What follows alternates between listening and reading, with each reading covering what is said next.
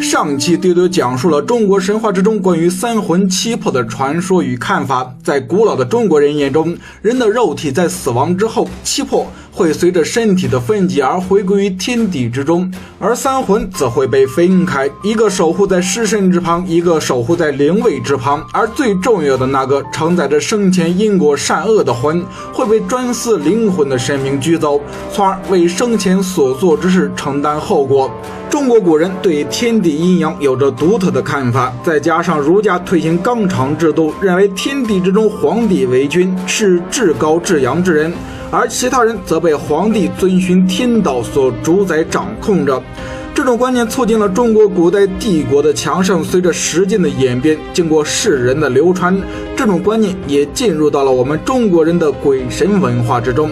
在中国佛教和道教都在积极地解释人死之后是由哪位神明主掌着整个庞杂重要的地府的。佛教认为主掌地府的神明是那个有着地狱不空誓不成佛之名言的地藏王菩萨，而道教则认为北罗阴丰都山的丰都大帝是执掌地狱阴间的至高神明。但在地藏王菩萨和丰都大帝之前，中国人就已经有了一位强大的阴间主神，这个神就是执掌五岳独尊之泰山的东岳大帝。东岳大帝的全名是东岳泰山天齐大圣仁圣大帝。关于东岳大帝的身世传说有两个，一个是据《神异经》记载，他是盘古的后裔金弘氏，或是盘古死后头颅所化，后来被汉明帝封于泰山。另一个是《史记》所引记载，掌管东方地域的伏羲太后在泰山办公，号称东岳大帝。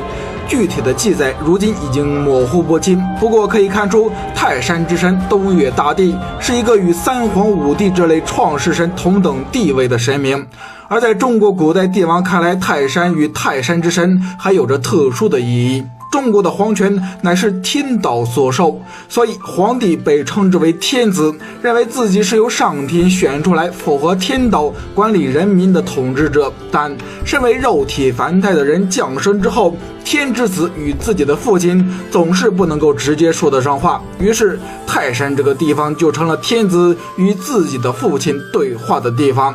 历代帝王都会以封禅泰山为愿望，之所以要封禅泰山，主要的目的其实有两个，一是沟通天道，向上天汇报自己治理天下的功劳，希望上天能够让天下风调雨顺，国泰民安，并保佑皇室永享尊位。而在传说之中，泰山的确是主掌风雨变化，可以聚散天地之间的云气，从而保佑风调雨顺。而且泰山在东方，五行之中东方属木，象征春天，是阴阳交汇之地，所以泰山之神不仅仅是掌管着人们死后的魂，还有着可以更改人们寿命的权利，甚至天子的寿命都可以更改。